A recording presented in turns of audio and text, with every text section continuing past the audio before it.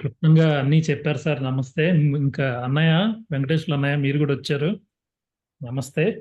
నమస్తే నమస్తే. మీరు కూడా బెంగళూరులోనే ఉంటారు. మరి మీరు కలిశారో లేదో చంద్రమౌళి గారిని తెలియదు. ఓ వెంకటేశ్వర్లు గారు పేరు చెప్పారు రావు గారు మన సభలో. ఉమ్, చాలా ఉమ్. సార్ నమస్తే సార్. నమస్తే నమస్తే. మీరు చూడండి, బెంగళూరులో వండుకొని మనము ఆ, ఆ, లండన్ ముఖాంతరంగా మాట్లాడుతున్నాం. నాకు మొన్నటి వరకు తెలియదు సార్. లండన్ లో నుంచి కనెక్ట్ అవుతున్నాం. నాకు మొన్నటి వరకు అదే రావు గారు చెప్పారు బెంగళూరులో ఉంటున్నారు ఆయన అని. చాలా కదా. సంతోషం. హైదరాబాద్ లో నుంచి రావు గారు కేంద్ర బిందు, అక్కడి నుంచి లండన్ లో నరసింగ్ గారు, తర్వాత అట్లా మనకు connection, cosmic connection created by Ghantasala గారు. సూత్రములన మన్నులు గూర్చబడినట్లు. అదే సూత్రే మణిగణ ఇవ. సార్ డాక్టర్ కేవీ రావు గారు నమస్తే సార్. మీరు కూడా జాయిన్. నమస్తే నమస్తే అందరికి నమస్కారం. రావు గారు సార్ ఇప్పటిదాకా నేను అడిగానంటే మన చంద్రమౌళి గారిని సభలో చెప్పాలనుకుని మిగిలిపోయిన ఉన్న వాటి గురించి చెప్పండి అన్నాను. విన్నా కొంత విన్నారు. నేను కొన్ని క్వశ్చన్స్ అయితే రెడీ చేసుకుని పెట్టుకున్నాను, but we don't have to follow.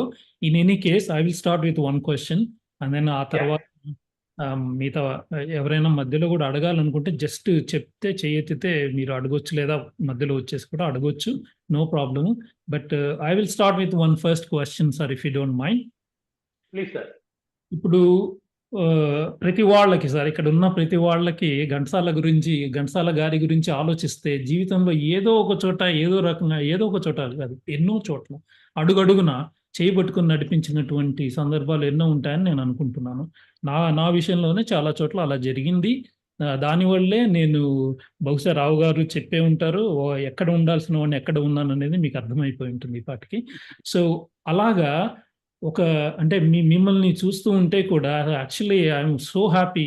అసలు ఫస్ట్ మీ ఫోటో చూడగానే ఎంతో హ్యాపీగా ఫీల్ అయ్యాను. ఆ మాట జూమ్లో చెప్పాను. మేము ఎవ్రీ సాటర్డే కలుస్తుంటాం జూమ్లో, ఆ మీటింగ్స్లో కూడా చెప్తూ ఉన్నాము.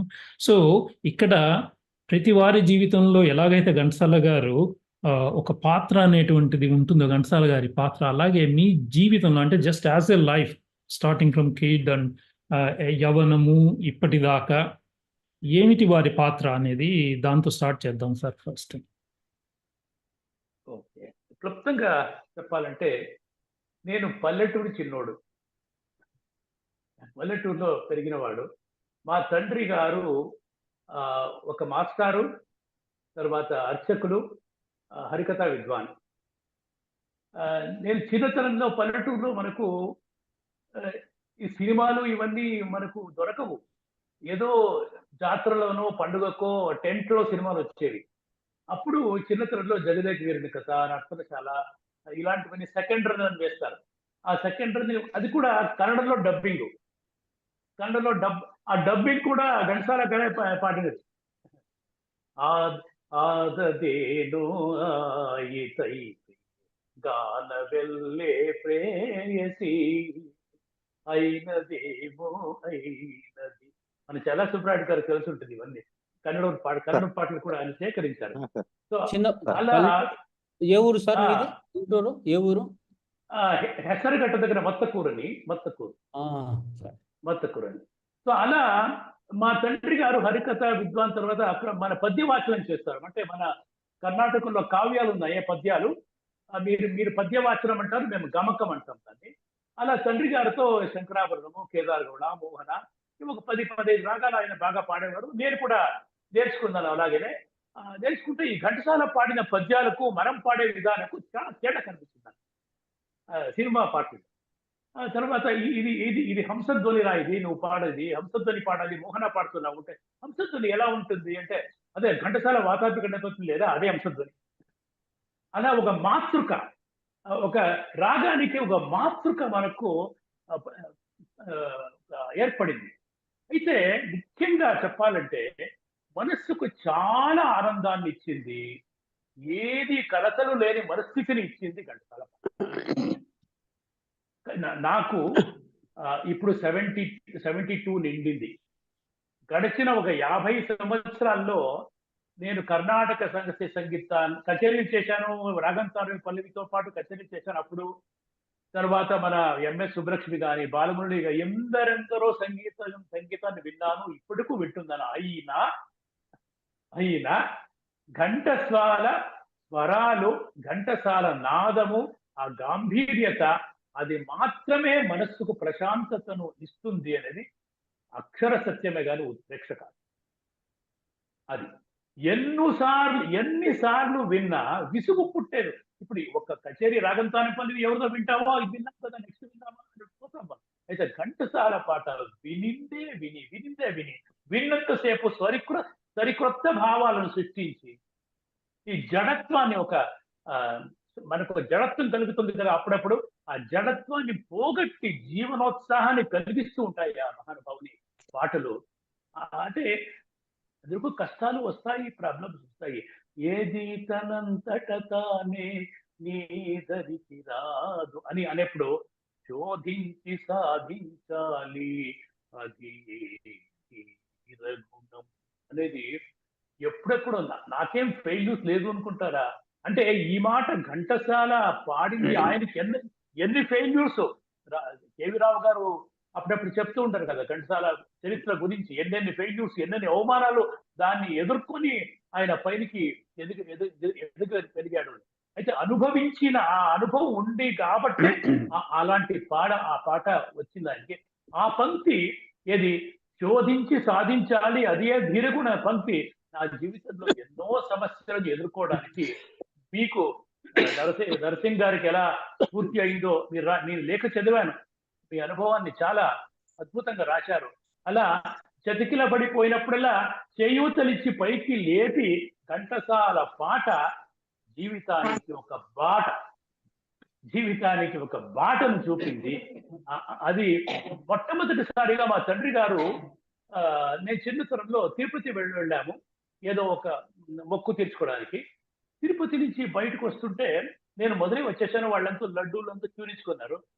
వస్తుంటే ప్రహ్లాదశ్చాస్మి దైత్యానాం అని వినపడింది. అబ్బా, ఇది ఎవరి గొంతప్ప? అదే నాకు ఇది భగవద్గీత శ్లోకాల నుంచి వచ్చి చిన్నతనంలో నేర్పారు ఇంట్లో. మన ఇంట్లో బ్రాహ్మణ్ ఇంట్లో భగవద్గీత బుక్కులు ఉంటాయి. ఎందుకుంటాయి చెప్పండి? శ్రాద్ధాలకు అది అందించేస్తారు, ఎవరు చదవరు, అక్కడ ఊళ్ళో పడేస్తారు భగవద్గీతని. తద్దినాలకంతా అది ఇచ్చేస్తారు, అది కానుకగా. అది విన్నప్పుడు ఆహా, అంటే అప్పుడు నాకు టేప్ రికార్డర్ లేదు, రికార్డ్ ప్లేయర్ లేదు, పల్లెటూరు. ఎప్పుడెప్పుడు బెంగళూరుకి వెళ్తానా, ఎవరి దగ్గర రికార్డ్ ప్లేయర్ ఉందో ఎక్కడ విందామా అని 2-3 ఏళ్ళు నేను తపస్సు చేశాను. అట్లా మొట్టమొదట నా చెవులకు ఆ మహాగాయకుని ధ్వని వినిపడింది తిరుపతిలో. అలా నా జీవితంలో ఆయన ఇన్ఫ్లుయెన్స్ ఇప్పుడు కూడా ఇప్పుడు 22-23 వ్యాసాలు రాసిన తర్వాత ఇంకొక 3 రాసేస్తే 25 అవుతుంది అన్నారు. నేను ఈ 22 రాసింది ఒక 10 years బ్యాక్. ఇప్పుడు ఆ ఉత్సాహం లేదు నాకు, ఖండితంగా లేదు. ఎలా రాస్తాను? మన గణేష్ గారు రాయండి అవుతుంది అన్నారు. ఒకనాడు కూర్చున్నాను, అది ఏమి ఆ మహానుభావుడు ఏది నాకు ఆవేశం ఇచ్చాడు, అయిపోయింది. With in 1 week I was able to complete Bhagavad Gita and the classical music. తర్వాత కళ్యాణిలో రెండు భాగాలు ఉంది కదా అవన్నీ. సో ఇవన్నీ పెద్దల ఆశిస్సు, మహాగాయకుని దీవెన, మీ అందరి ప్రోత్సాహము, ఇవంతే. నాది ఎక్కువ ఏమీ లేదు, అంతా పెద్దవాడి దయ. శ్రీ కృష్ణార్పణమస్తు అన్నాను ఈరోజు అందరికీ. అడిగారు అంటే శోధించి సాధించాలన్నారు కదా, అదే పాటలో జలనిధిలో నా ఆనిముత్యం ఉన్నట్లే అని కూడా అదే. అవును, కొన్ని బాగా. అయితే సార్, ఇప్పుడు మీరు చెప్పిన దాంట్లో ఒకటి, అంటే నాకు చిన్నప్పుడు అంటే టీనేజ్లో ఉన్నప్పుడు అనుకోవచ్చు, రాగమయ్యి రావే అనేటువంటిది actually that brought me here to Ghantasala, ఒక రకంగా చెప్పాలంటే.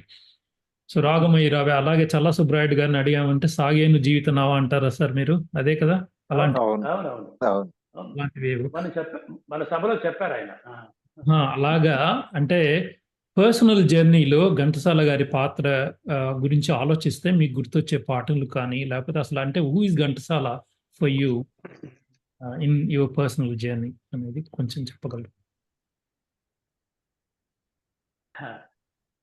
అంటే ఇది మీరు చెప్పినట్టు ఆణిముత్యాలు ఎన్నో దాగున్నాయి కదా మీరు చెప్పినట్టు. అది ఏ ముత్యం నాకు ఇష్టం అంటే ఎలా చెప్పగలము? అన్ని ఇష్టమే. ఎందుకంటే అది ఎలా ఉంటుంది అంటే ఒక ఒక స్వానుభవంతో చెప్పాలి అంటే ఈ కొంచెము స్వరజ్ఞానము, కొంచెము లయజ్ఞానము, సంగీత జ్ఞానము ఉంటే ఇంతకంటే ఎక్కువగా మనము ఘంటసాలని అనొచ్చు. ఇంతకంటే అంటే ఇప్పుడు ఏ స్వరజ్ఞానము లేనివాడు కూడా ఎప్పుడు వచ్చి అలా కాదు మీరా, ఎప్పుడు వచ్చి తీవు చుట్టబు అని అది ఏ రాగం కూడా తెలియవాడు పడేస్తాడు. మీరు అన్నారు కదా రాగమగి రావే, అది అభేరి రాగం అని మీకు తెలుసో తెలియదో, అది ఎంత బాగుందో అన్నారు కదా. అది అంటే ఆయన తపన మీకు తెలిసిన విషయమే. ప్రజారంజకంగా ప్రజలు పాడుకోవడానికి వీలుగా ఉన్నట్లు ఎలా స్వర సంయోజనం చేయాలి అన్నది ఆయన తపన. అది ఎన్నోసార్లు ఆయన మాటలోనే అన్నారు. దానికి వాళ్ళు పట్టుకున్నది ఆ త్యాగరాజస్వామిని. త్యాగరాజస్వామి ఏ రాగాల్లో ఏ భావాల్లో రచన చేశారో, ఏ రాగం ఏ భావానికి సరిపోతుందో అలా ఆ ఆలోచనే ఘంటసాలకు ఒకే రాగాన్ని కళ్యాణి రాగంలో శోకము చూపించగలడు, శృంగారాన్ని చూపించగలడు. కళ్యాణి రాగంలో మన శతావధాని గారితో మాట్లాడేప్పుడు కళ్యాణి రాగము శృంగార ప్రధానము, అది దాంట్లో దుఃఖము ఎలా కలుగుతుంది, దుఃఖము వచ్చే విధంగా ఎన్నో పాటలు. రారా కృష్ణయ్య దుఃఖం కదా, అది కరుణ ప్రధానమైంది కదా, అది కరుణ ప్రధానమైందే. తర్వాత రంగారు బంగారు చెంగావులు, అది ప్రారంభంలో అది వీరరసంగా ఉండొచ్చు. తర్వాత పర్ణశాల నుండి అన్నప్పుడు కరుణ వచ్చేస్తుంది అక్కడ.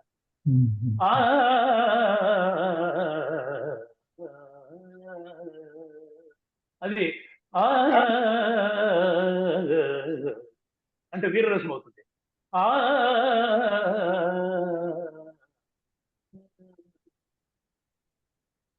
అది ఆ రహస్యం ఆయనకు బాగా తెలుసు. ఏ స్వరంలో ఏ భావాన్ని కూడా పలికించే శక్తి కరగతం చేసుకున్నాడు ఆయన శాస్త్రీయ సంగీత ప్రభావము అని అంటారు కానీ ఎంత శాస్త్రీయ సంగీతం ఎందరికి లేదు, ఎన్ని వేల శాస్త్రీయ సంగీతజ్ఞులు లేదు, నేను ఉన్నాను కదా, మాకెందుకు రాదు అనంటే అది ఒక్కటే కాదు, స్వప్రతిభ ఉండాలి, ఆ గంధర్వాంశం ఉండాలి. రావు గారు మన సభలో చెప్పారు కదా, ఘంటసాలలో ఏమి దైవాంశం ఉంది. ఆమె కృష్ణవేణి గారు ఎందుకు 3 సినిమాలకు దర్శకత్వాన్ని ఆయనకే ఇచ్చారు, ఏది వెనక ముందు చూడకుండా కుర్రవాడికి అంటే ఆయనలో దైవత్వాన్ని చూశాను అని ఆమె అన్నారట. రావు గారు మనకు అంటున్నారు సభలో. నిజమే, ఆ దైవత్వమే స్పెషాలిటీ. ఆ దైవత్వాన్ని నుంచేనే మనసుకు శాంతి అవన్నీ మనకు ప్రాక్టికల్ గా లభిస్తున్న వాస్తవ సంగతి. సింగ్ గారు చెప్పండి సార్. మీ మాతృభాష ఏది సార్, తెలుగా కన్నడ? మీరు అలా అనడం చాలా సహజమే. ఎందుకంటే నేను కర్ణాటకంలో కన్నడం మాట్లాడే కన్నడ స్నాతకోత్తర పదవీధరుడు. తెలుగులో మాట్లాడడం నేను నేర్చుకుంటున్నది అంతే. అందుకని నా తెలుగులో మీకు కొంచెము వ్యత్యాసం కనపడచ్చు. కానీ ఉద్దేశంతో సార్, గొంతులో గంభీరం మాత్రం ఘంటసాలను మరిపిస్తున్నారు. అవును సార్, నేను అడిగిన ఉద్దేశం అది కాదు సార్. చెప్పండి సార్. చెప్పండి సార్. వెంకటేశ్వర గారు ఏదో చెప్పబోతున్నారు, చెప్పండి. నేను అడిగిన ప్రశ్న, నా ఉద్దేశం ఏంటంటే, కర్ణాటకలో ఘంటసాలకు అభిమానులు భక్తులు ఉన్నారు తక్కువగా, కానీ మిమ్మల్ని ఇంత ప్రభావితం చేసినటువంటి కన్నడిగని నేను చూడలేదు. ఉన్నారు. కానీ మీ మీద ఒక అమితమైన ప్రభావం చూపించింది నాకు అనిపిస్తుంది ఇప్పుడు. నిజమే. అది నేను ఒప్పుకుంటాను. అది మీ ప్రశంసగా చెప్పినా కూడా నేను ఒప్పుకుంటాను. ఎందుకంటే ఇది ఎప్పుడో 2, 3 సంవత్సరాల నుంచి పోగు చేసుకున్న కృతకమైన రసికత కాదు. చిన్నతనం నుంచి అబ్బిన రసికత. చిన్నతనం నుంచి. అది నేను ఒక కంపెనీలో డైరెక్టర్ అయ్యి, కంపెనీలో వైస్ ప్రెసిడెంట్ అయినా కూడా ఏమి ఈయన ఇంత పెద్ద అధికారి అయ్యి ఘంటసాల పాటలు వింటున్నాడే అంటే వాడి కర్మ. నాకు ఆనందం ఇచ్చేది నేను వింటాను. అంతే. I did not care for anyone. అది వాడి కర్మ. అనేది ఇది పెద్ద ముఖేష్ వినాలి కదా, వెస్టర్న్ మ్యూజిక్ వినాలి కదా. అరే మీ వెస్టర్న్ మ్యూజిక్, ముఖేష్, హిందీ, ప్రపంచం అన్ని భాషలకు సప్తస్వరాలే ఆధారాలు. ఆ సప్తస్వరాలకు ఆధారం మీద నాదము. ఆ నాదం ఉండేది ఘంటసాలలో. అది అది నాకు భద్రంగా మనసులో ఉండుకొని అది ఎక్కడ పోలేదు. చెప్పాను కదా, నేను 7 ఏళ్ళు 8 ఏళ్ళు శాస్త్రీయ సంగీతం నేర్చుకుని కచేరీ చేస్తున్నప్పుడు కూడా ఆ ఘంటసాల ప్రభావం నా మీద ఉంటూనే ఉంది. అది పోలేదు. మా గురువు గారు కోటమరాజు వెంకటేష్ గారు, నీకు చెప్పిస్తున్నాను, ఇది భైరవి అట్టగాల వర్ణం, నేను చెప్పిస్తున్నాను, ఇది కీర్తన ఇంద్రుడి రాగంలో ఉంది, నువ్వు ఎవరి సంగీతాన్ని వినకూడదు, బాలముడి వినకూడదు, జేసుదాస్ వినకూడదు, ఎంఎస్ వినకూడదు. తర్వాత సార్ నేను ఎప్పుడు ఘంటసాల వింటున్నాను, ఘంటసాల వినుకో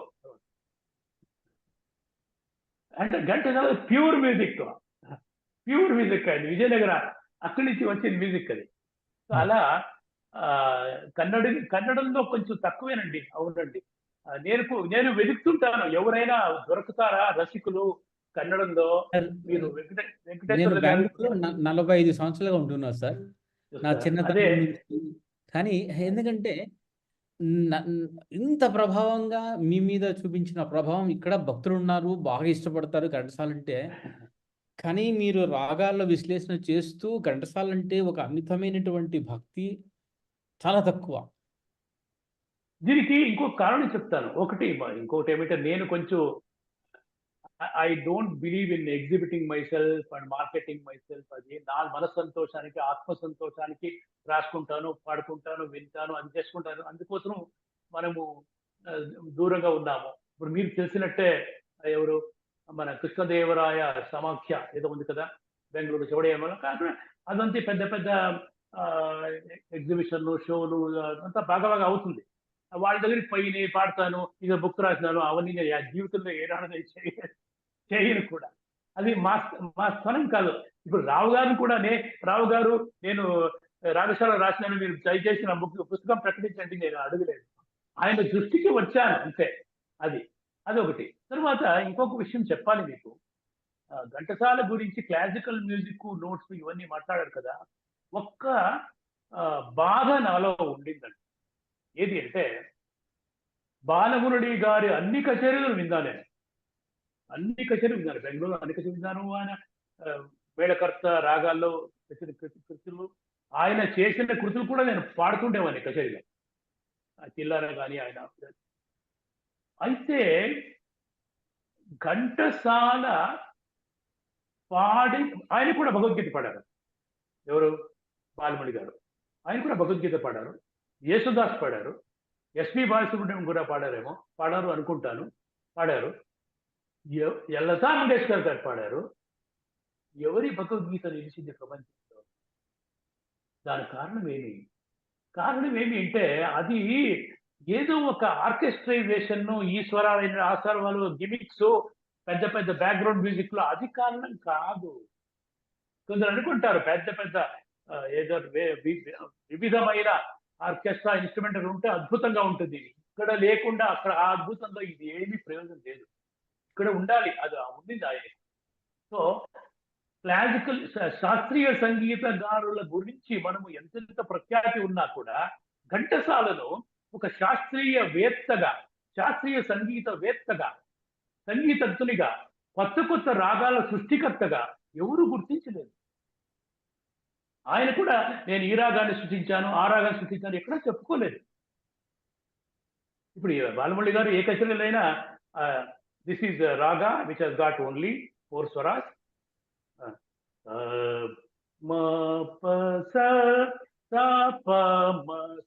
23 notes, అని ఇది దానికి మహతీనం ఏదో పేరు పెట్టి ఇది దాంట్లో కచేరీ కూడా చేశారు ఆయన. సో అలా ఘంటసాల 4 స్వరాలు వాడి 3 స్వరాలు వాడి కూడా భగవద్గీతలో శ్లోకాలు ఉన్నాయి.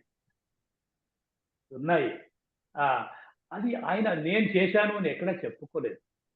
ఒక్కటి నాకు ఘంటసాల గారు 2, 3 స్పీచెస్ ఉన్నాయి, కానీ ఆ 2, 3 స్పీచెస్ విన్నప్పుడల్లా నాకు అనుభవానికి వచ్చింది ఏమిటంటే, ఆయన అన్నారు గుర్తు నాకు, ఏ పాట రచించినా ఏ బాణి కట్టినా అది శాస్త్రీయం కాదు అనే మాట రాదు.